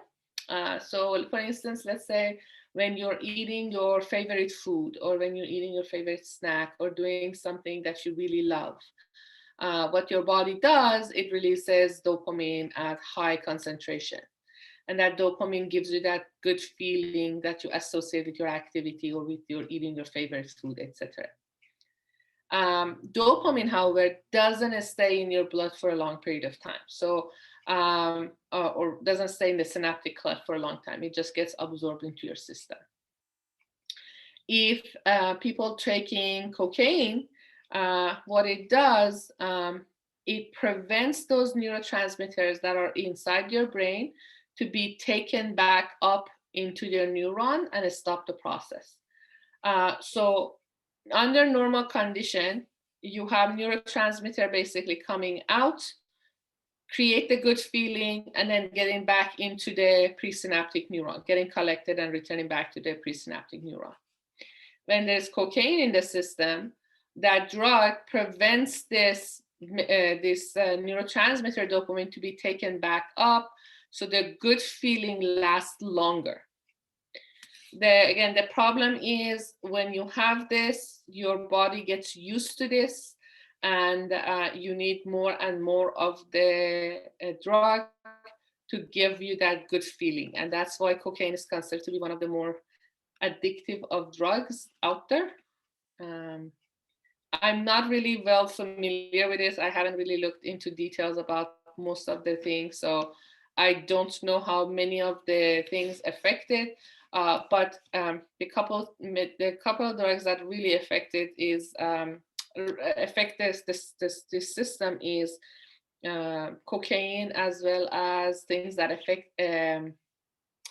Let me restate this. The drugs that are out there that can have really negative influence on the brain chemistry are affecting how your body treats dopamine and endorphin. Endorphin is the one that kind of calms down the pain, helps you deal with the stressful situations, and dopamine is the feel good. So most of the drugs affect those. So upper and downers, basically, you call them. Those are some of the two main neurotransmitters that get affected by the drugs. It could be uptake of the thing. It could allow that neurotransmitter to linger a longer time. It could act very similar to the neurotransmitter of your brain. So your body just doesn't produce enough, but you have to take the drug to create the same feeling. But again, all of them affect your brain chemistry. And that's why we call it addiction, because when that brain chemistry changes, it's really difficult to return it back to normal. Easier said than done, basically. So hopefully that kind of give you a perspective on why using drug and addictions and getting rid of addiction is not as easy as a lot of people assume to be. I've talked to people who have addictions. It could be to sugar addiction, which is also really, really a true addiction, nicotine addiction, or drug addiction, because they affect how your brain processes things. It takes a long time for it to get rid of and return your brain back to normal chemistry. Anyways, drugs always makes me depressed. Right, so let's go back to our lecture. So let's talk about properties of neurons. How are we doing? Good. So properties of neurons, excitability. That basically means you are having cells that are responding to stimulus or stimuli. So if, for instance, if you touch a surface that is hot, it sends a response to your body that allows you to pull your hand away. So the heat source is your stimulus. If you see a light and you close your eyes, the light is acting as a stimulus. So hopefully that makes sense. Conductivity. So remember this, we're talking about electrical impulses that are created by your neurons. So you want to have the ability to create that electrical impulse and then pass it on. So from one neuron to the next, to the next, to the next. So that's the conductivity aspect. Secretion and release of chemicals. The main chemical that we're talking about here is your neurotransmitters. So every time you basically have electrical impulses, it ends with your neuron releasing the neurotransmitters. Electrochemical response to stimuli. Again, the word electrochemical it's kind of putting the two concepts together. If there is electrical impulse that is starting with the dendrites and going all the way to the axon terminal, axon terminal is going to release the chemical, which is your neurotransmitter. They have high metabolic rate. The reason they have high metabolic rate is because they need to continuously produce neurotransmitters, recycle neurotransmitters, and basically making sure that that neurotransmitter is available at the axon terminal. If I say, what is that high metabolic rate implies in terms of your organelles, like what type of organelle would you have a lot of if you have high metabolic rate? What would you say?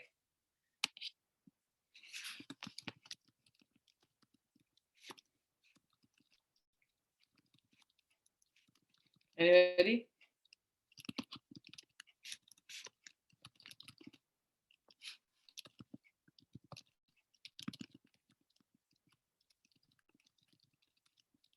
No?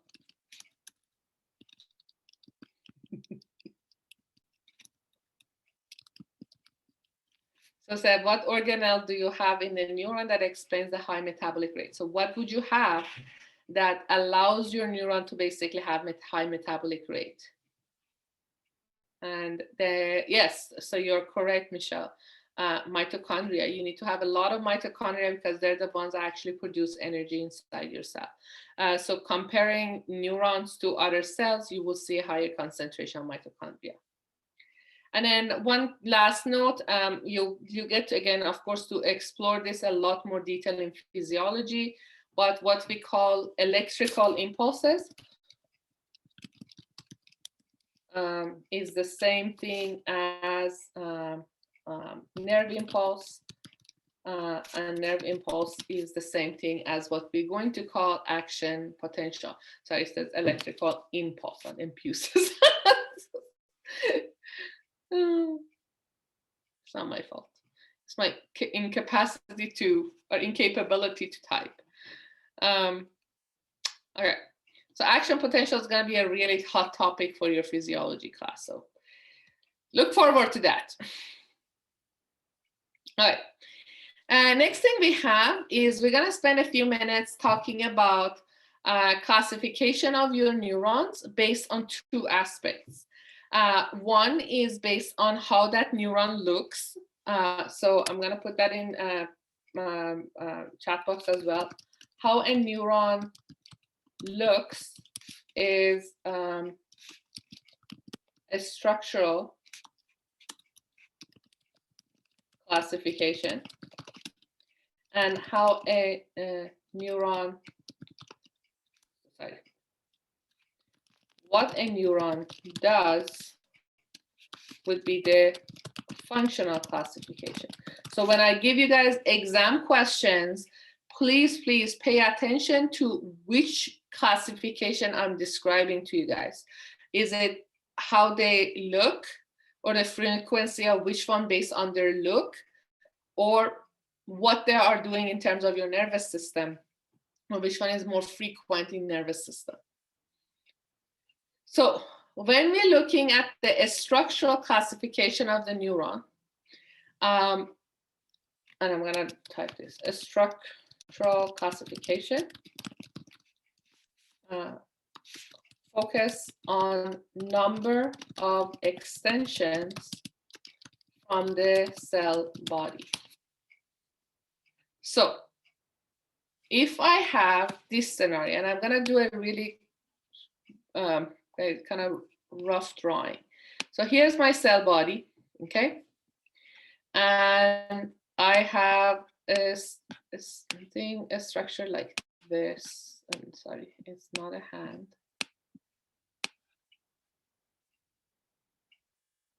So I have one structure like this.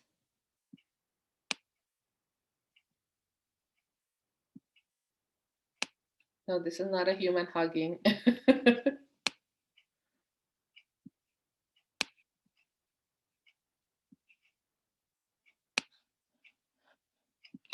So in this drawing, these little extensions that I've drawn here, these are my dendrites.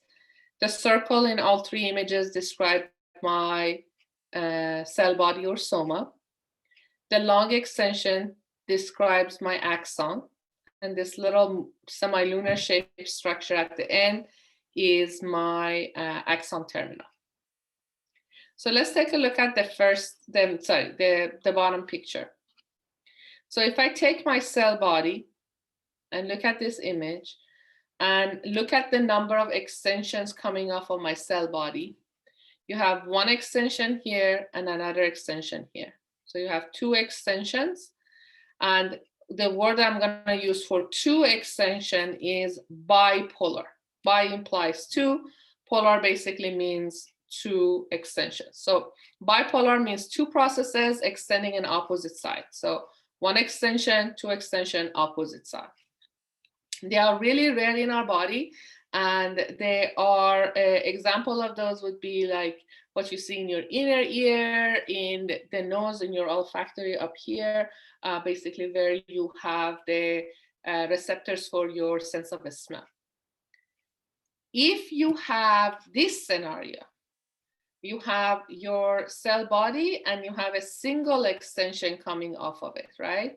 So if you have one extension coming off of it, this is referred to as the unipolar. Unipolar implies a single extension. So single extension also is relatively rare.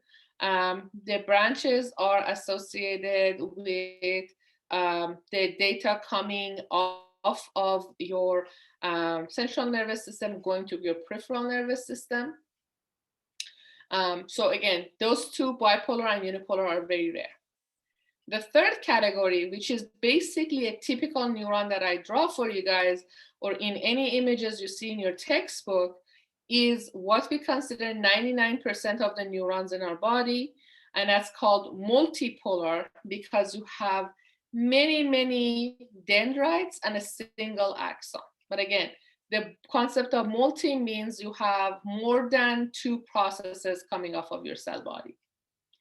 So if I question this, I said, what is the most common structural classification of the neuron? Then your answer would be a multipolar.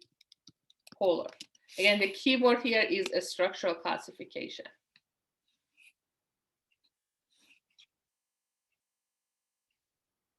So looking at the second category of classification, function. What do they do in the nervous system? And this is what we go back to the beginning of the lecture, guys. What we're doing, and I'm going to skip this and come back to the images in just a second. What we do is basically what direction the nerve impulse is moving, or again, what are they doing in the nervous system? Are they collecting data? Are they going out to create a response? Or are they sitting between those two? Are they sitting between the sensory and the motor? So look at the name, guys. Most of this name should sound really familiar since we talked about it earlier in the PowerPoint. So sensory or afferent are basically the sensory division of the peripheral nervous system, and they're moving signals what? Toward the central nervous system.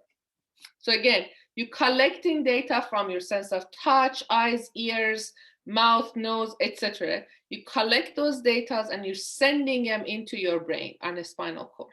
So the direction is into the central nervous system. That's sensory or afferent. Data that comes out of your brain and a spinal cord are getting out of or away from your central nervous system. And we already know they're associated with an action, so we call them motor or efferent. So again, they are not as common as the third category, which is interneuron. Now, everybody hopefully already learned this. The word inter means in between. So the neurons that are sitting in your integration center, your brain and your spinal cord, they're sitting between sensory and motor, right? They're stuck in the middle. And because they're stuck between two other neurons, we call them interneurons. really key important aspect of the interneuron. First, interneurons are only associated with your central nervous system. So they're fully embedded in the central nervous system. They do not come, so you cannot say interneurons are part of or partially extend to the sensory or motor. They don't. They are fully embedded in the central nervous system. So either part of the brain or part of the spinal cord. And their job, their frequency is going to be 99% of all of your neurons. So if you look at the number of the neurons that form the sensory and motor, that's 1%. Every other neuron is associated with your brain and spinal cord and are classified as interneurons. So if I come up with the second question, it says, what is the most common? Again, the keyword here is going to be functional classification of neurons. Then your answer should be your interneurons.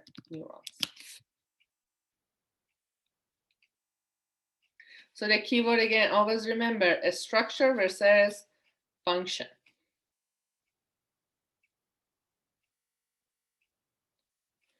So here is an image basically similar to what we have described before.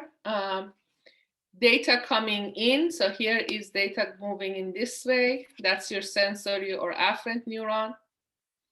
The one that is fully inside the central nervous system, in this case, the spinal cord, is your interneuron. That's the integration.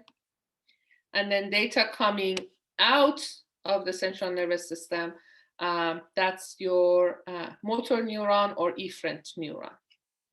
And the blue and the red make about 1%, and the interneuron makes the other 99%.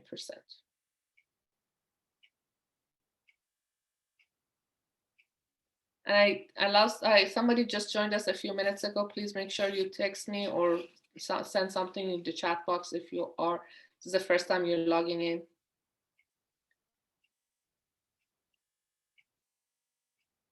Is there any question, guys? Any clarification or anything?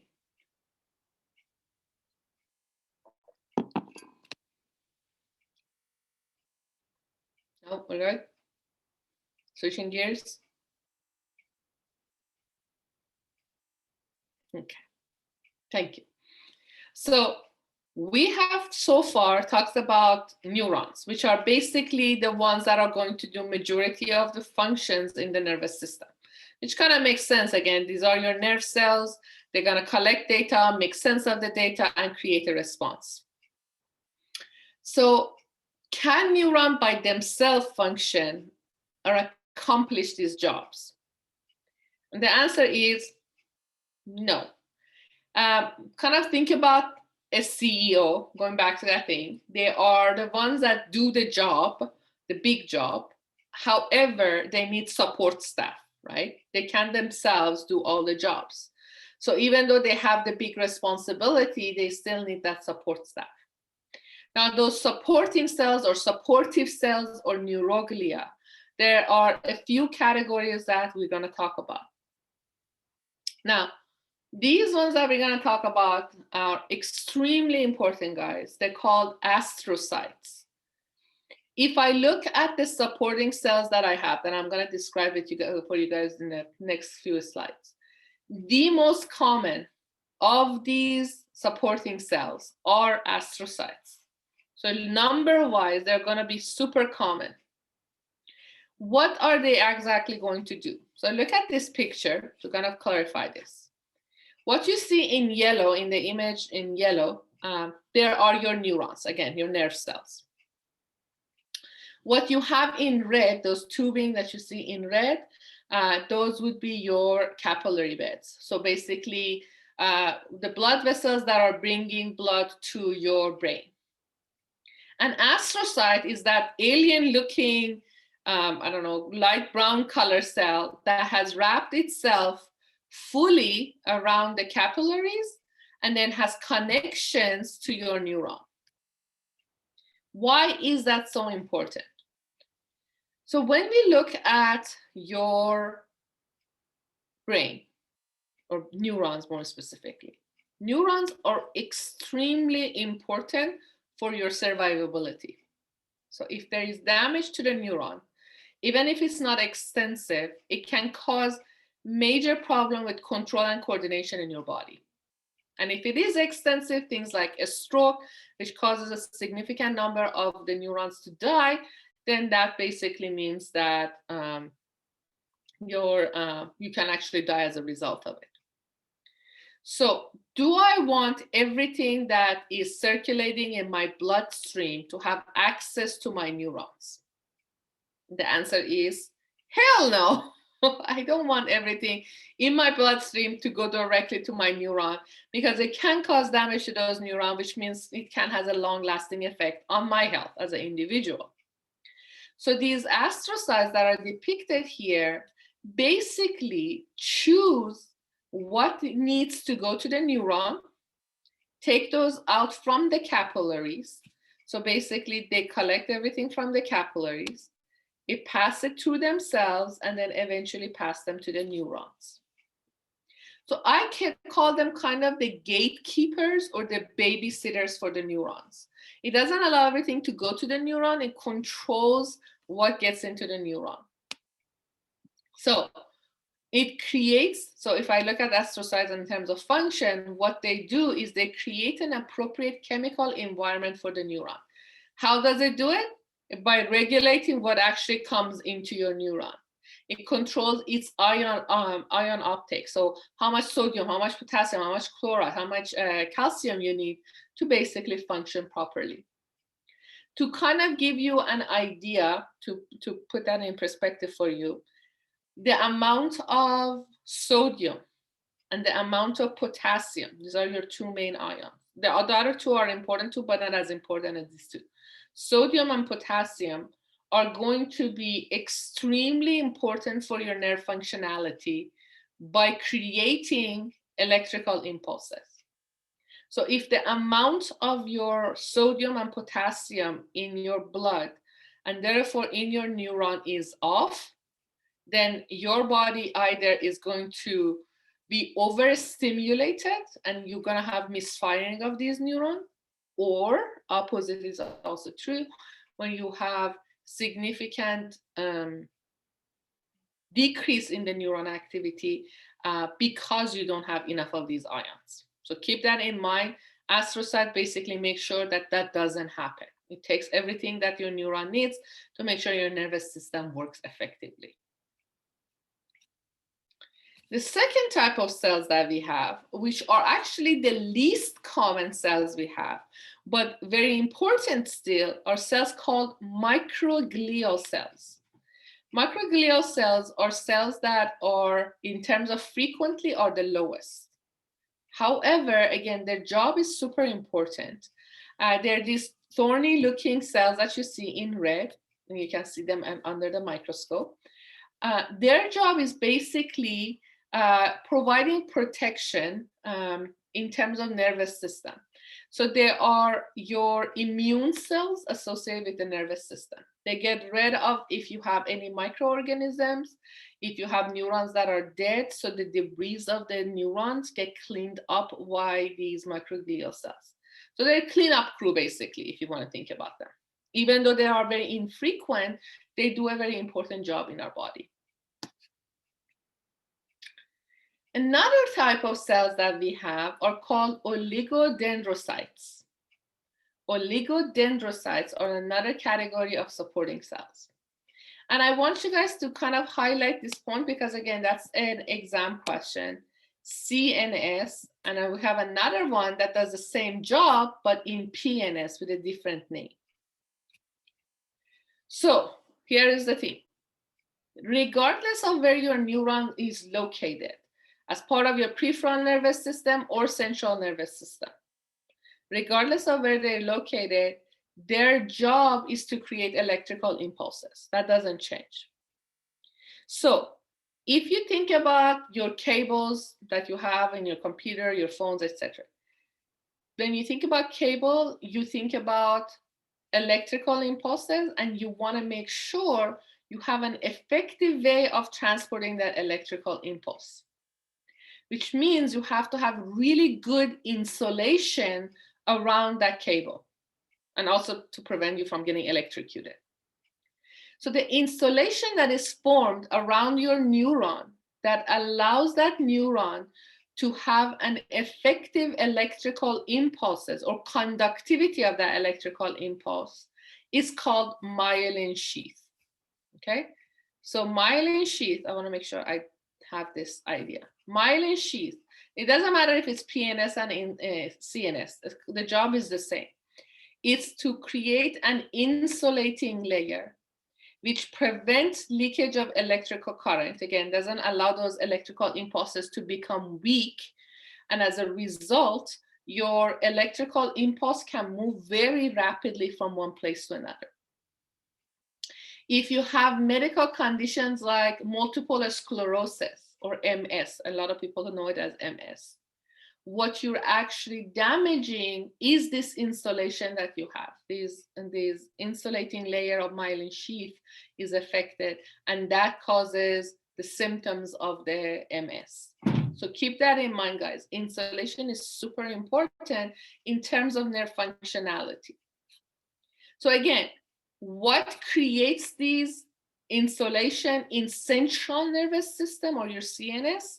They're produced by your oligodendrocytes, which is what you see in yellow, that kind of a structure that's wrapped around the axon. In yellow, that's your myelin sheath. And please, again, note that it only happens in the axon. It doesn't present itself in the cell body or the dendrites, only in the axon. So if I kind of go back to the pictures that we have looked at for neurons, here in this image, what you see in these blue blobs that are surrounding your axon, these are your myelin sheath. So anything you see kind of surrounding only the axon region in these little segmentations, those would be your myelin sheath.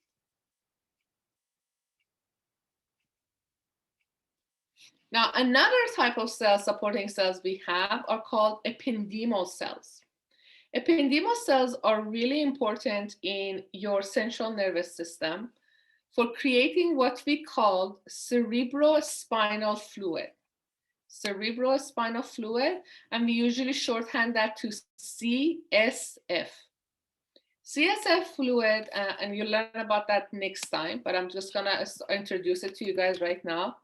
CSF is important for central nervous system or CNS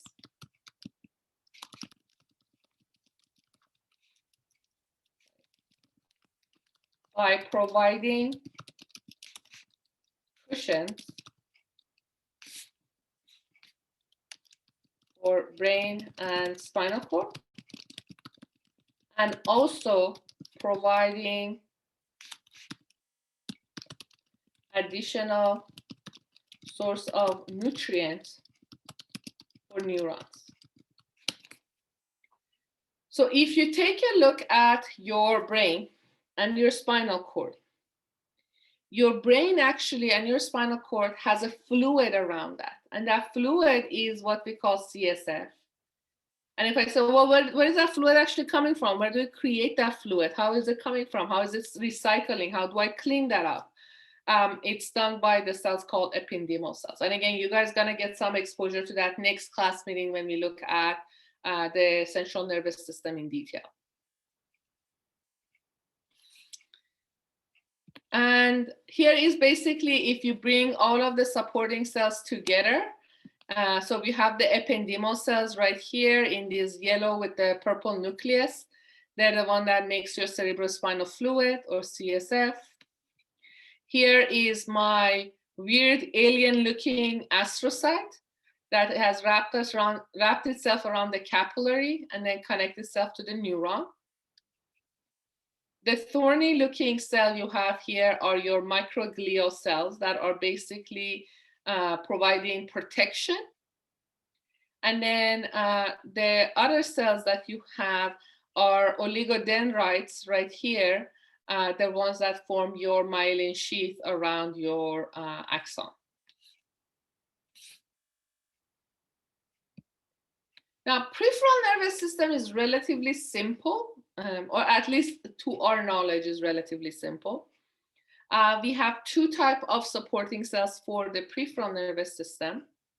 One that is forming the myelin sheath. These are the blue blobs that you see right here, and the cells itself called Schwann cells.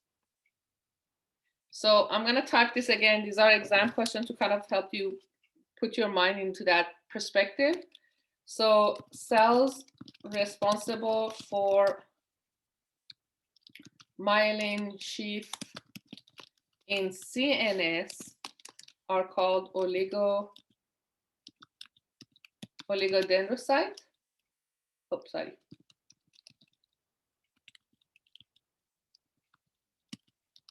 Sorry, it's auto-correcting my thing. I don't know why.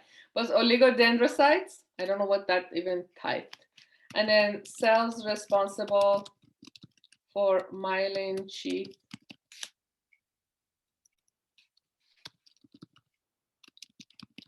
in PNS would be your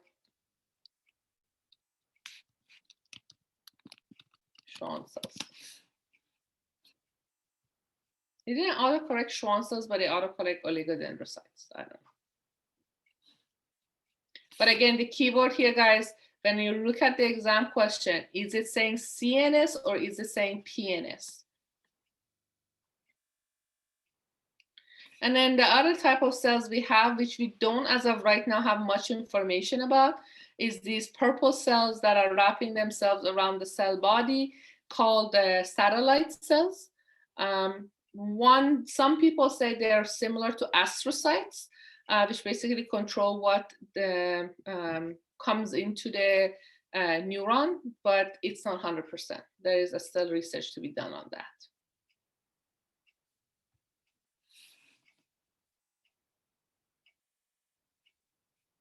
And then, so we already talked about myelin sheath. Quick note on the myelin sheath. How is it formed exactly? I'm just going to show you in a picture because it makes it a little bit easier. So if you imagine the yellow rod at the center is the axon of your neuron. The blue structure that's basically presents itself around the axon is your Schwann cells, since we're talking about PNS. And what it does, it literally takes the cell and it continues wrapping itself around it. Kind of like think about it as a bandage. So you just take it and you wrap the cell multiple times around the axon of your neuron. So if the more wrapping you have, the more number of wrapping you have around your axon, the stronger the insulation and the faster the electrical impulse is going to pass through. So you're going to have a very effective conductivity for that neuron. When we call something, and pay attention to this, non-myelinated or unmyelinated, it doesn't mean that they don't have an insulation. They're always going to have that insulation. It's not that insulation is absent. The difference is that the insulation, instead of having one neuron wrapping itself over and over and over around one single axon, you can wrap one cell around 15 axons. So instead of having 1-to-1 ratio for the cell to the axon, you're going to have 15 axons to one Schwann cells. So kind of imagine you're going to not have as much insulation around that. So if the insulation is less, as you can see in the image here, then the conductivity of that neuron is simply less. So it takes longer for that electrical impulse to be passed through. One of the best way I provide an example for students is if you think about the pain, the type of pains you have. So you may have this kind of a sharp pain that is momentarily versus a dull pain that takes longer. So a lot of people compare that to the neuron that is well myelinated versus a neuron that has less myelination are identified as unmyelinated or non-myelinated. That takes longer for the signal to pass through, and the thing lingers because it takes a long time for that signal to basically finish up. So it takes its time, basically. Wow, we finished early today. Any question, guys? Any question about anything that we described today?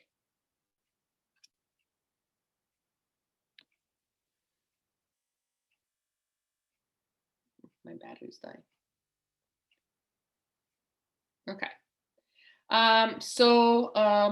Hopefully, I think everybody has signed in, hopefully.